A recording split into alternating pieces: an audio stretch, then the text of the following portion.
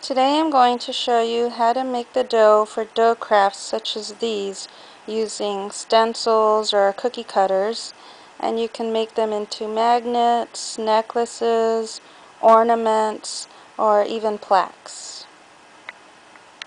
You're going to need 2 cups of flour, and I have it in there already, and then you're going to need 1 cup of table salt. Put that in there. And then you're going to need half a cup of lukewarm water. Stir that in there. And I'm going to turn it on, and you're supposed to knead it for about 10 minutes or so. I don't know how long it's going to take if I use a blender, but if you need more water, you can add more water so it's not so dry, or if it gets sticky, that means you put too much water and you need to add more flour. Now it's perfect. If you can roll it up into a ball like this, then you can start kneading it by hand, and you're going to need to do that for about 10 minutes. So I'm going to do that, and I'll be right back when I'm done. Okay, I wanted to show you part of the kneading process. This is my dough, and I didn't flour my board or anything. And you just fold the dough onto itself, and you just press it down with the palms of your hand. And you just keep doing that. Fold it and press it down with the palms of your hand for like 10 minutes, and then you're done. Okay, so I took a piece of dough. I'm going to test if it's ready. You roll it between the palms of your hands. I have to do it over here because the camera's in my way. So you're going to roll it between your hands to make a rope. And if it crumbles or breaks like that, that means your dough's not ready. So you either have to knead it some more or wet it. So I'm just going to wet my fingers a little and knead the dough some more.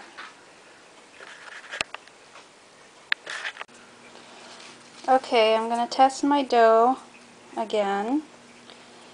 If you can roll your dough into a rope like this, and you can swing it without the dough breaking, then your dough's ready.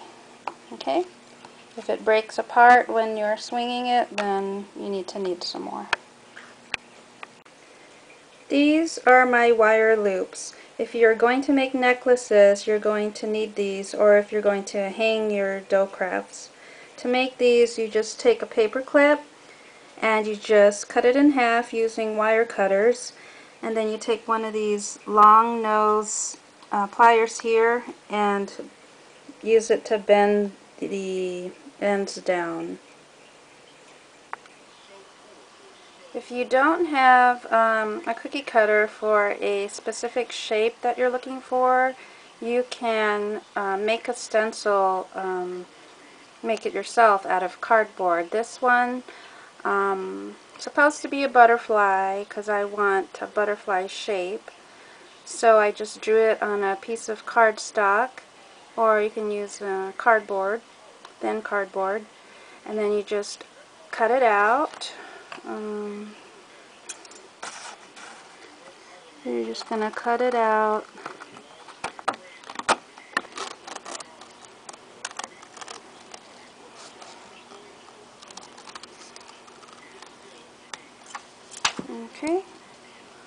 Okay, so there's my butterfly stencil, and I'll show you how to use it. Okay, so now we're ready for the cookie cutters. I already started. I flattened it with my rolling pin, and I want to show you, these are my butterflies.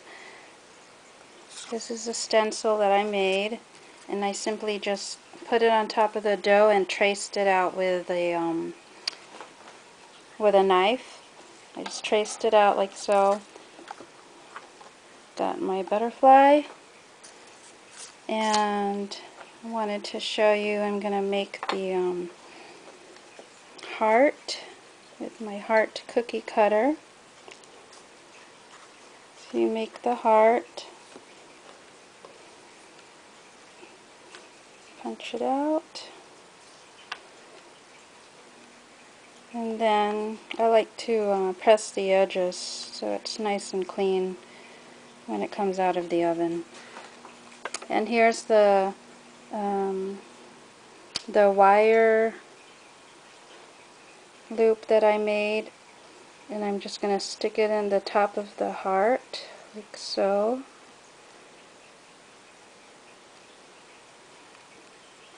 And that's what it looks like. I don't know if you can see that.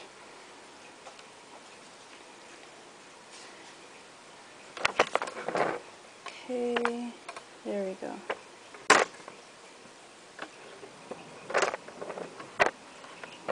Okay, so then we're going to put that on my pan.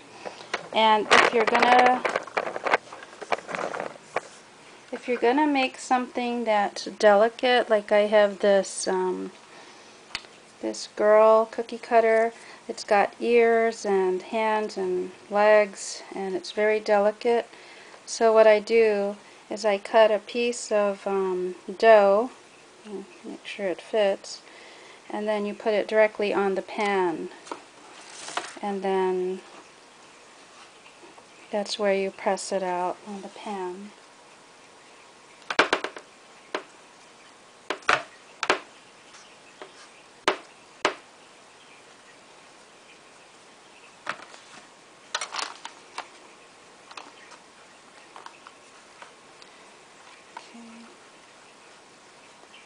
That way when you lift it up, all the hands and the ears, or ponytails I should say, they don't get disturbed. And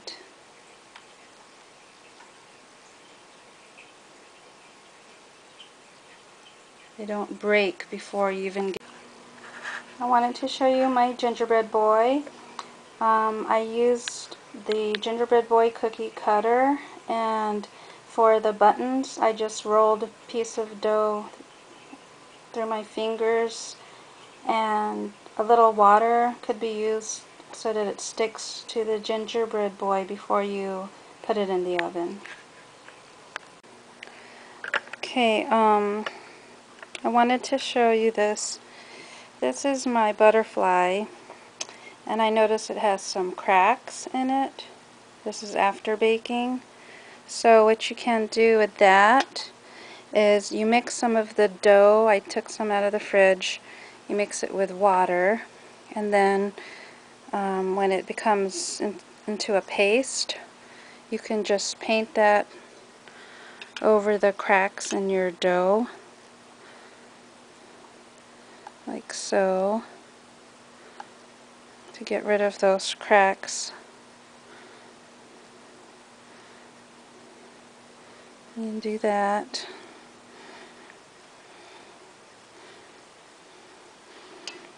And you can do that in all of the ones that are cracked,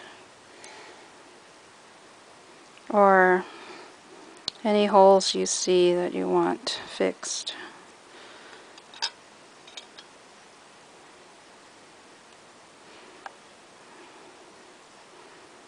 You're supposed to do this when they're warm and put it straight back in the oven.